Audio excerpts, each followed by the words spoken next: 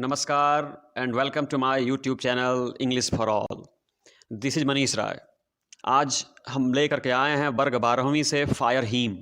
ये पोएट्री है जिसका नाम है फायर हीम अग्नि स्तुति। जी, इस पोएट्री का नाम है फायर हीम अग्नि स्तुति और इसको लिखा है KKN दारूवाला ने। इसको लिखा है KKN दारूवाला ने। आइए अग्नि स्तुति शुरू करते हैं। KKN Daruwalla born in 1937। KKN Daruwalla का जन्म 1937 में हुआ था। द रिसिपिएंट ऑफ साहित्य अकेडमी अवार्ड इन 1984। याद रखिएगा 1984 में इनको साहित्य अकेडमी अवार्ड प्राप्त हुआ था। ये जो रिसिपिएंट देख रहे हैं ना, इसका मतलब होता है प्राप्तकर्ता। अर्थात KKN दारूवाला जिनका जन्म 1937 में हुआ था, इनको 1984 में साहित्य अकेडमी अवार्ड भी प्राप्त हुआ था। एंड कॉमनवेल्थ पोएट्री अवार्ड, साथ ही साथ इनको कॉमनवेल्थ पोएट्री अवार्ड भी प्राप्त हुआ था। इन दोनों अवार्ड्स को आप याद रखेंगे, आपकी परीक्षा के वस्तुनिष्ठ प्रकार के प्रश्नों में यह पूछा जा सकता है। Is a landscape poet of eminence and A well known writer of short stories. ये जो लैंडस्केप पोएट देख रहे हैं ना, इसका अर्थ होता है ग्रामीण परिवेश को दिखाने वाला कवि। लैंडस्केप का मतलब होता है भूदृश्य या परिदृश्य, अर्थात जो भूदृश्य को दिखाए, परिदृश्य को दिखाए, दृश्य भूमि को दिखाए, जो कवि, उसको बोलते हैं लैंडस्केप पोएट। तो KKN दारूवाला एक उत्कृष्ट इमिनेंस, एक उत्कृष्ट ग्रामीण परिवेश को दिखाने वाले कवि हैं। And A well known, well known का मतलब जाने माने, प्रख्यात, विख्यात, मशहूर। And A well known writer of short stories, और लघु कथाओं के एक जाने माने लेखक भी हैं। कौन? KKN दारूवाला। ध्यान देंगे बच्चों। His poetry in his own words, यानी ये अपने ही शब्दों में कहते हैं, अपने ही मुंह से कहते हैं कि his poetry a totally impressionistic recording of subjective responses. ये जो वर्ड देख रहे हैं ना, इम्प्रेशनिस्टिक, इसका अर्थ होता है बच्चों प्रभाववाद संबंधी, और जो ये सब्जेक्टिव देख रहे हैं इसका मतलब होता है निजी रुचियों और विचारों पर आधारित, और रिस्पॉन्सेस तो आपको पता ही है, इसका मतलब होता है प्रतिक्रिया या उत्तर। यानी KKN दारूवाला स्वयं ही कहते हैं कि इनकी जो कविता है ना, वह निजी रुचियों और विचारों पर आधारित प्रभावशाली रिकॉर्डिंग है, एक प्रभावशाली कविता है। और इस कविता में ये अपने निजी विचारों को और ये अपने निजी रुचियों को व्यक्त करते हैं। ही क्लेम्स, क्लेम का मतलब होता है दावा करना। ही क्लेम्स, KKN दारूवाला दावा करते हैं, his poems to be rooted in the rural landscape. ये दावा करते हैं कि मेरी जो कविताएं हैं ना, ये ग्रामीण परिवेश से जुड़ी हुई हैं। एंड हैंस अर्दी, और अर्दी का मतलब होता है सांसारिक, और इसलिए इनकी जो कविताएं हैं वो असली हैं, वो सांसारिक हैं, वह ग्रामीण परिवेश से जुड़ी हुई हैं। अर्दी मतलब धरती से जुड़ी हुई हैं, उसमें ना कुछ दिखावा है, ना कुछ उसमें जोड़ा गया है, और न ही उसमें कोई चमक दमक है। अर्थात he claims his poems to be rooted in the rural landscape and hence earthy. ये कहते हैं कि मेरी जो कविताएं हैं ना, ये ग्रामीण परिवेश से संबंधित हैं, और इसलिए ये सांसारिक हैं और धरती से जुड़ी हुई हैं। ही सन्स सोफिस्टिकेशन, ये जो वर्ड देख रहे हैं ना, सन्स का अर्थ होता है दूर रहना। He shuns sophistication as things that it while adding gloss takes away the power of words. ये जो ग्लॉस देख रहे हैं ना, ग्लॉस का मतलब होता है चमक या दिखावा, और सन्स का मतलब होता है दूर रहना, और सोफिस्टिकेशन का मतलब होता है परिष्करण।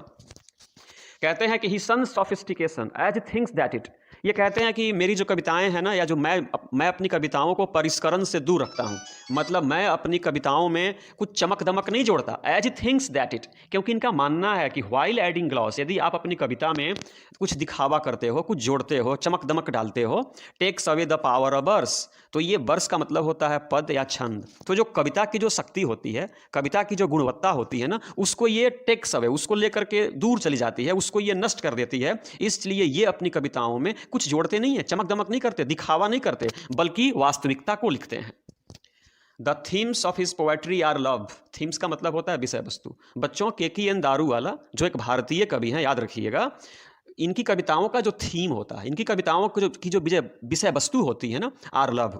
इनकी कविताएं प्रेम पर आधारित होती हैं, डेथ मृत्यु पर आधारित होती हैं, डोमिनेशन प्रभुत्व पर आधारित होती हैं, सिनिसिज्म जिसका मतलब होता है कुटिलता, कुटिलता पर आधारित होती हैं, plight of human society and violence. ये जो प्लाइट देख रहे हैं ना, प्लाइट का मतलब होता है दुर्दशा, और ह्यूमन सोसाइटी का मतलब होता है मानव समाज, और वायलेंस का मतलब होता है हिंसा। अर्थात इनकी कविताओं की जो विषय वस्तु होती है वह प्रेम होती है, मृत्यु होती है, प्रभुत्व होता है, कुटिलता होती है, प्लाइट ऑफ ह्यूमन सोसाइटी, मानव समाज की दुर्दशा एंड वायलेंस, और मानव समाज में वो हिंसा जो है ना उस पर इनकी कविताएं फोकस करती हैं।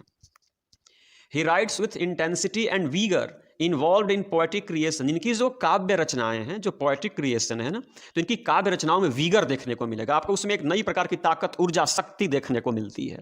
Since he had been in police service, याद रखेंगे बच्चों, केकीएन दारूवाला पुलिसकर्मी थे।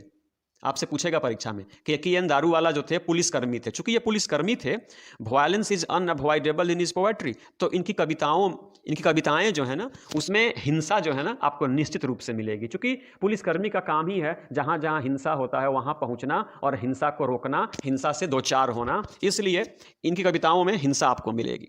इनके कुछ वर्ष इस प्रकार से हैं, इनके नाम आप याद कर लेंगे। अंडर ओरियन, पहला है अंडर ओरियन जो इन्होंने 1970 में लिखा। दूसरा है एपरेशन, एपरेशन इन अप्रैल जो इन्होंने 1971 में लिखा। एंड क्रॉसिंग ऑफ रिवर्स, ये इन्होंने 1976 में लिखा। तो आइए केकीएन दारूवाला के द्वारा लिखी गई कविता फायर हिम, अग्नि स्तुति को पढ़ना शुरू करते हैं। बच्चों, केकीएन दारूवाला जो है ना ये पारसी समुदाय से हैं। वो जो राष्ट्रियन थे और पारसी समुदाय के लोग अग्नि की पूजा करते हैं। वे अपने मृतकों को आग में जलाते नहीं हैं।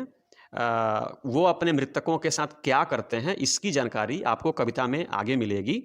और वो एक दिन की बात है, एक घाट को देखते हैं। घाट उस स्थल को कहते हैं जहाँ पे हिंदू धर्म के लोग अपने मृतकों का अंतिम संस्कार करते हैं, जहाँ पे हिंदू धर्म के लोग अपने मृतकों को अग्नि के हवाले करते हैं अर्थात जलाते हैं।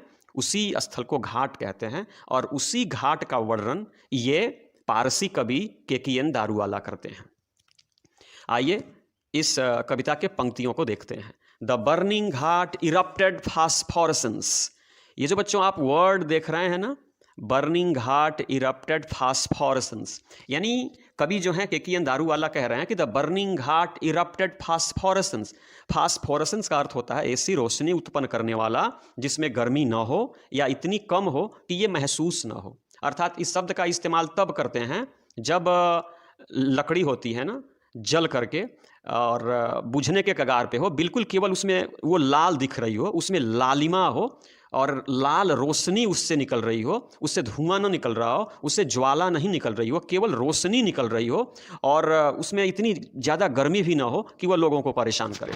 तो कवि कहते हैं कि द बर्निंग घाट इरप्टेड फास्फोरेसेंस, यानी ये एक घाट पे एक देख रहे हैं कि एक मृतक को जलाया जा रहा था और वो जो चिता थी ना लगभग जल चुकी थी। अब उसमें केवल अंगार बचे थे, केवल उसमें से रोशनी निकल रही थी, उसमें से गर्मी नहीं निकल रही थी, केवल रोशनी निकल रही थी। And wandering host lights frightened passers by. Wandering का मतलब होता है इधर उधर भटकना, घोस्ट का मतलब होता है बच्चों प्रेतात्मा, भूत या पिशाच, फ्राइटेन का मतलब होता है डराना या भयभीत करना, और पासरबाई का मतलब होता है राहगीर, यानी रास्ते से जो लोग आते जाते हैं उसको पासर्सबाई बोलते हैं। तो उस घाट का दृश्य इतना डरावना था, उस घाट का दृश्य इतना डरावना था बच्चों कि उस लकड़ी के जलने से जो रोशनी निकल रही थी ना, मालूम पड़ रहा था कि भूत पिशाच इधर उधर घूम रहे हैं। एंड फ्राइटेंड पासर्सबाई, और उस राह से, उस चिता के बगल में जो सड़क थी ना, उस सड़क से आ रहे जो लोग थे ना, वो लोग इस दृश्य को देख करके डर जाते थे। As moon light scuttled among the bones, यहाँ पे पंक्ति पूरी होती है। एज मून लाइट यानी चंद्रमा की रोशनी, स्कटल्ड यानी पड़ती थी, अमॉन्ग द बोन्स यानी जो चिता जल रही थी, जिस व्यक्ति का अंतिम संस्कार किया जा रहा था, आग के हवाले किया जा रहा था, जलाया जा रहा था ना, तो जब उसकी हड्डियों पे चंद्रमा की रोशनी पड़ रही थी ना, तो वो हड्डियां चमक रही थी और तब लोगों को और डर लग रहा था, लोग और डर जाते थे और परेशान हो जाते थे। कहने का मतलब है कि ये घाट का दृश्य है जहां पे एक मृत व्यक्ति को जलाया जा रहा था, तो उसके चिता से लाल रोशनी निकल रही थी और वह रोशनी जो थी ना, ऐसा लगता था कि भूत पिशाच की तरह इधर उधर भटक रही थी और वह आते जाते लोगों को डरा रही थी। और चंद्रमा की रोशनी उस मृतक के जब हड्डियों पे पड़ती थी ना, तो हड्डियां चमकती थी और इससे जो राहगीर थे ना और डर जाते थे। Once strolling at dawn past river bank and घाट, ये जो डॉन देख रहे हैं ना, इसका मतलब होता है भोर, सुबह, और वंस का मतलब होता है एक बार, और जो ये स्ट्रॉलिंग देख रहे हैं, स्ट्रॉलिंग का मतलब होता है चहलकदमी करना, सैर करना या टहलना। तो एक दिन की बात है कि strolling at dawn past river bank and ghat. एक दिन की बात है कि ये जो कवि है ना अपने पिताजी के साथ, याद रखिएगा, कवि जो हैं अपने पिताजी के साथ स्ट्रॉल कर रहे थे, नदी के किनारे घाट पर चहलकदमी कर रहे थे, सैर कर रहे थे, टहल रहे थे, जैसे सुबह में आप भी टहलते हैं। तो कवि किसके साथ? अपने पिताजी के साथ नदी के किनारे घाट पर सुबह में सैर कर रहे थे। We saw embers losing their cruel redness to the grey ash that swallows all। यहां आकर के रुकेंगे आप।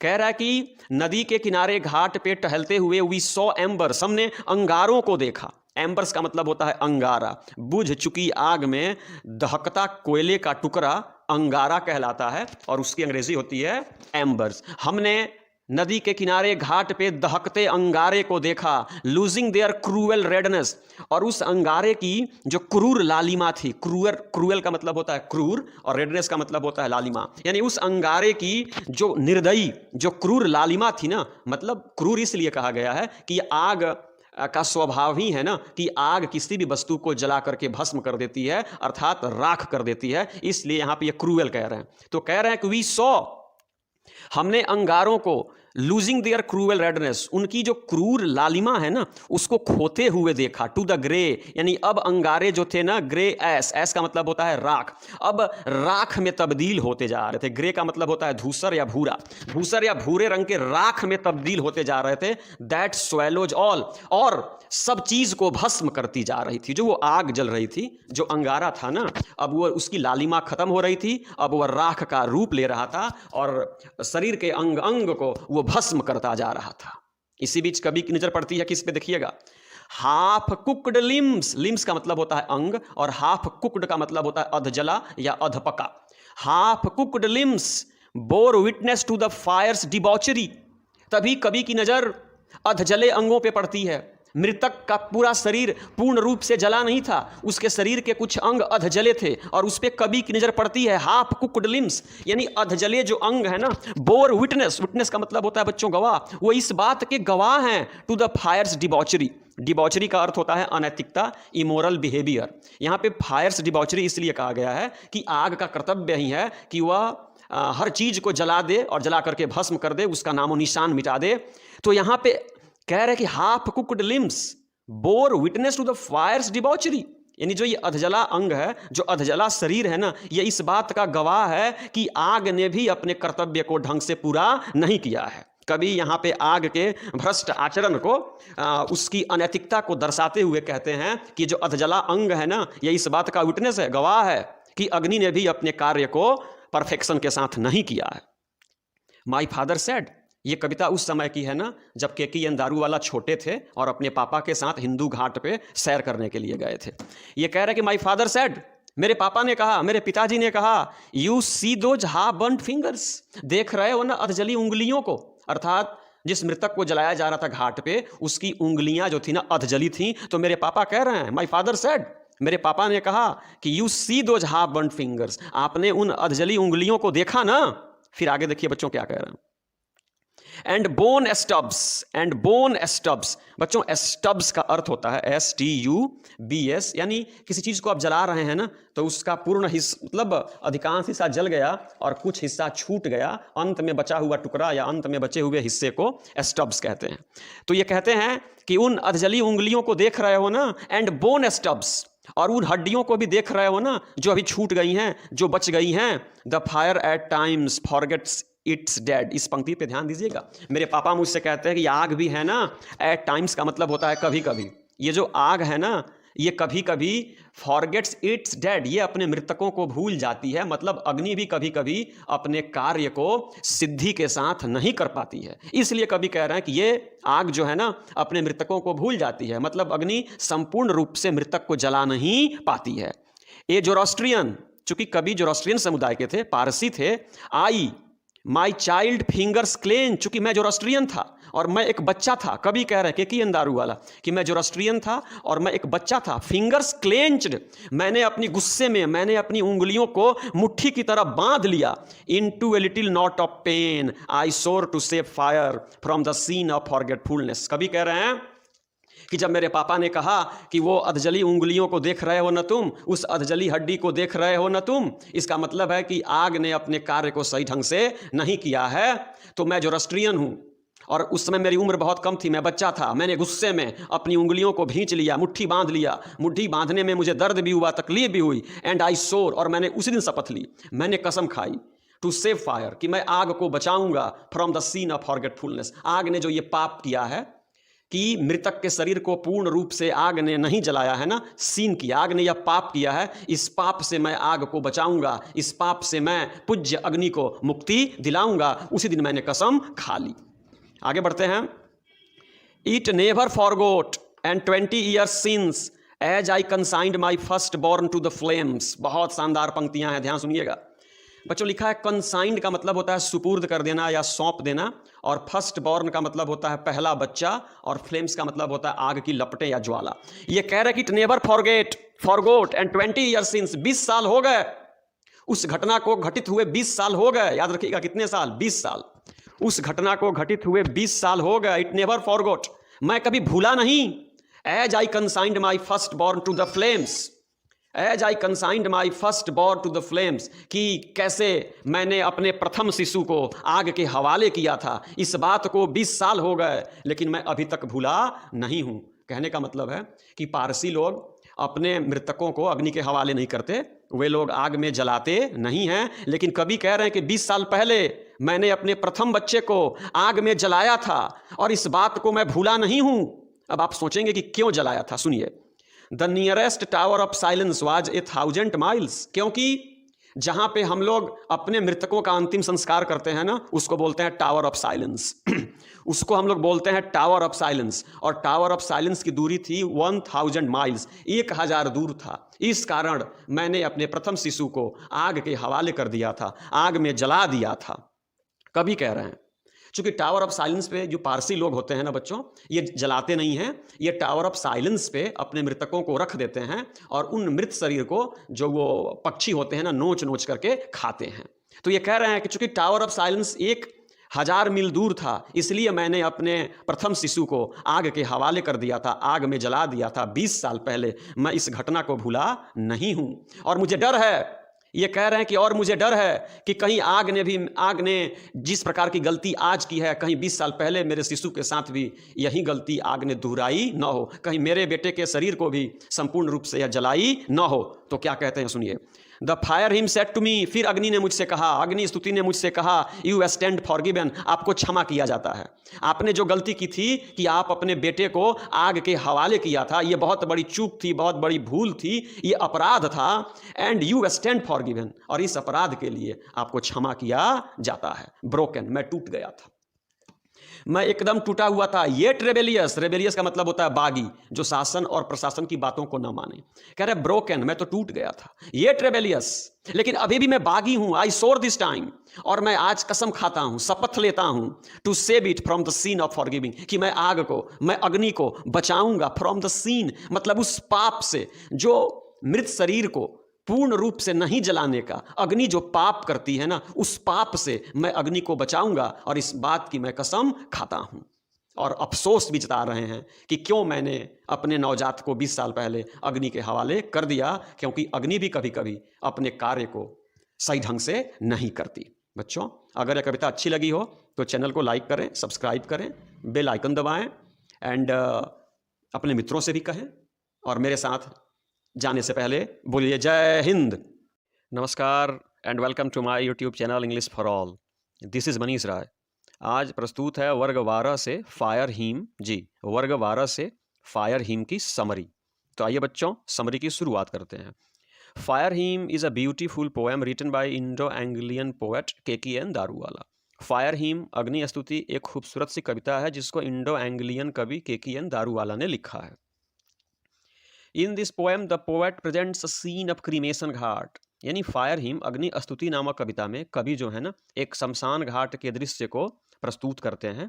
Where the dead body is consigned to flame, जहां मृत शरीर को आग और अग्नि के हवाले किया जाता है। बच्चों, यहाँ पर इस फायर हिम अग्नि स्तुति नामक कविता में कवि जो है ना, एक शमशान घाट की तस्वीर प्रस्तुत करते हैं। वह शमशान घाट जहाँ पे मृत शरीर को आग के हवाले किया जाता है या जलाया जाता है। This sight at times creates horrifying scene. यह जो दृश्य होता है ना, यह जो दृश्य होता है कभी कभी हॉरिफाइंग सीन, डरावने दृश्य को प्रस्तुत करता है। द पोएट रिकॉल्स, के दारू वाला रिकॉल करते हैं, याद करते हैं, that once he could not go to the tower of silence, कि एक बार वे टावर ऑफ साइलेंस तक नहीं जा सके। बच्चों चूंकि वे पारसी समुदाय के थे, के दारू वाला, तो वहाँ पे मृत शरीरों को पारसी समुदाय में जलाया नहीं जाता है बल्कि टावर ऑफ साइलेंस पे रखा जाता है। तो यहाँ कभी कह रहे हैं कि वो याद करते हैं कि एक बार वह टावर ऑफ साइलेंस तक नहीं जा सके, as it was 1000 miles away, चूंकि जो नज़दीक का जो टावर ऑफ साइलेंस था उसकी दूरी 1000 मील थी, इसलिए वो नहीं जा सके।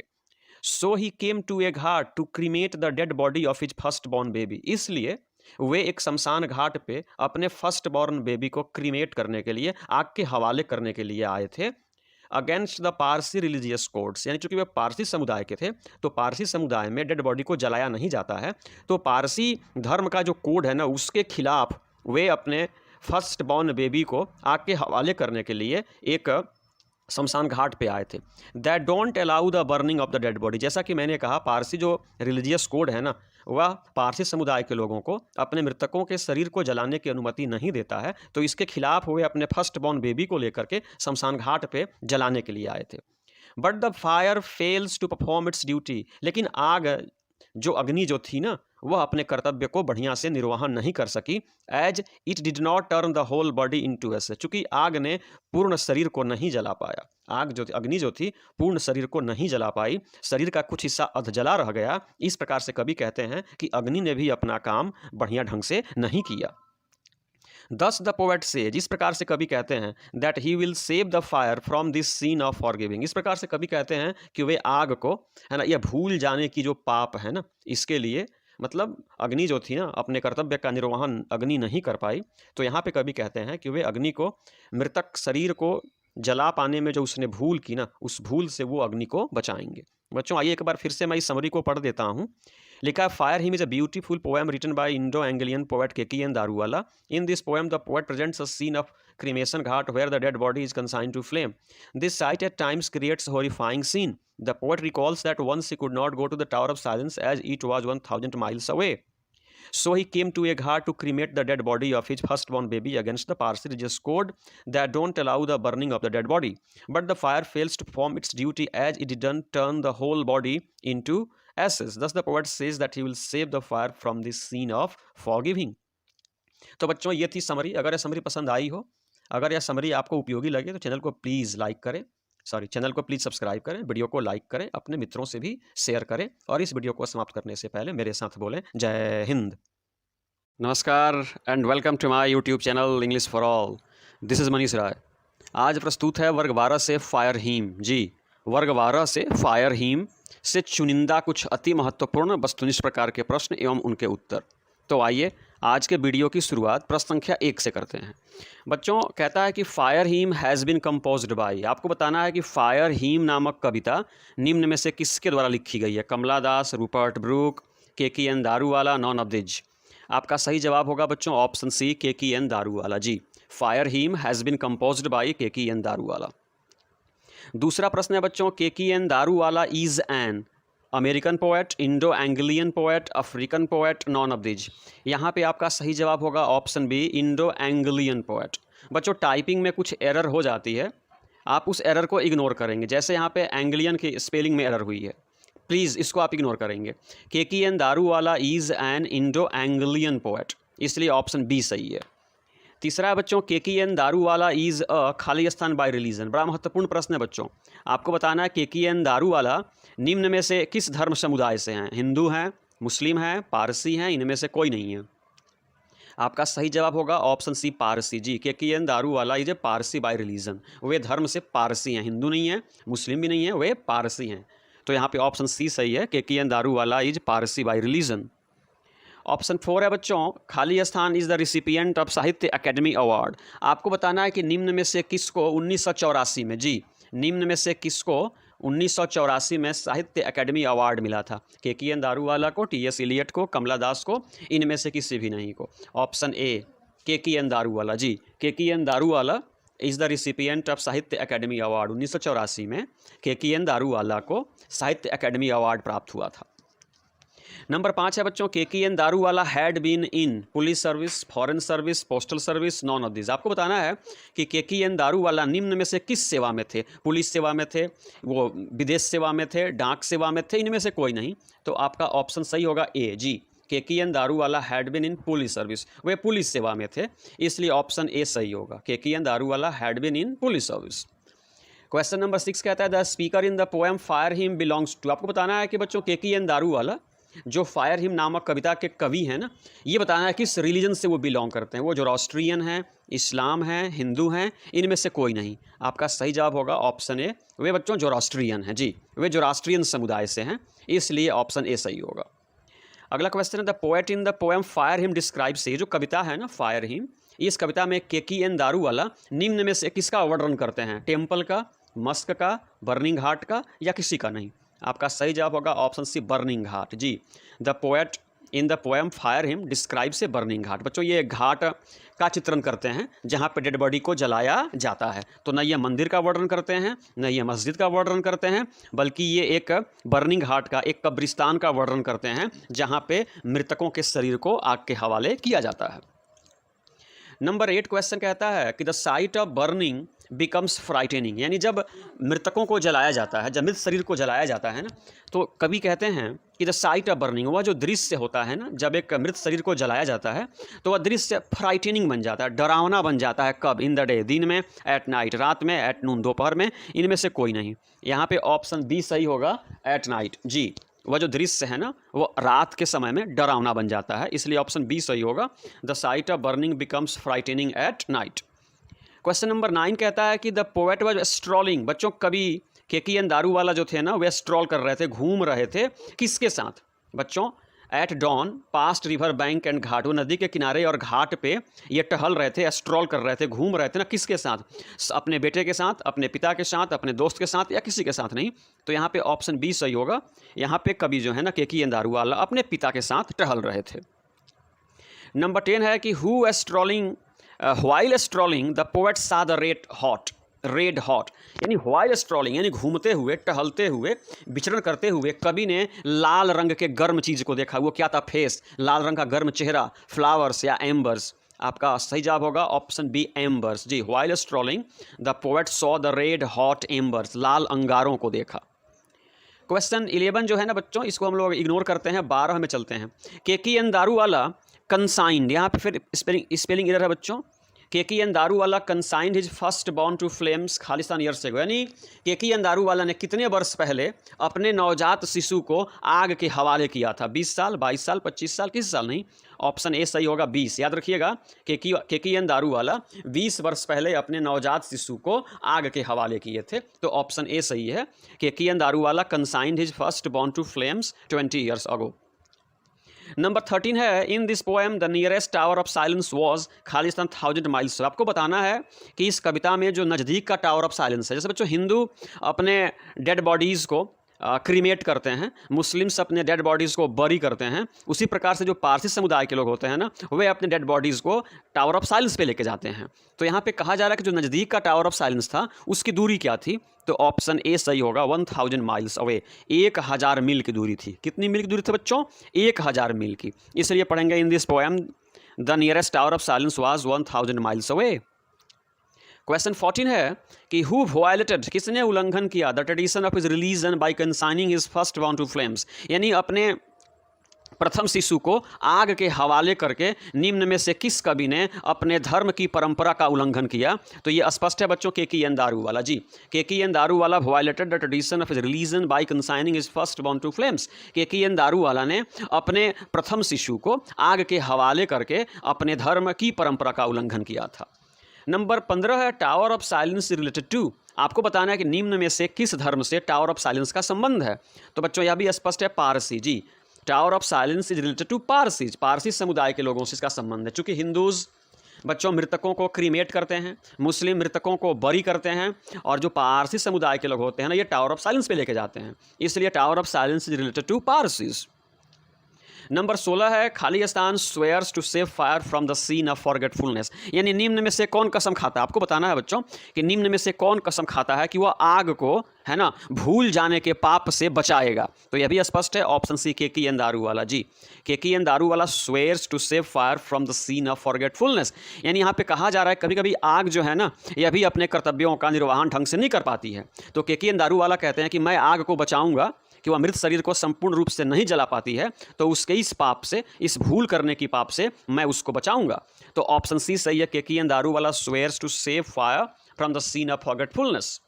और अंतिम क्वेश्चन है बच्चों, द फायर एट टाइम्स, यानी अग्नि भी कभी कभी, आग भी कभी कभी फॉरगेट्स, भूल जाती है, it's dead is a line from. आपको बताना है कि the fire at times forgets its dead, यह जो पंक्ति है ना किस कविता से ली गई है। आप याद रखेंगे बच्चों, फायर हीम। कहाँ से ली गई है ये?